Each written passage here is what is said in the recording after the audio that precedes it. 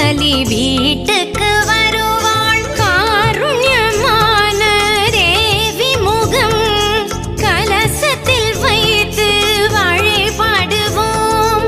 பார்க்கடல் நாயகி பார்வைப்படும் பணிவோம் பொன் பொருள் தேடி வரும். பூரண விரதமே பேரின்பம்.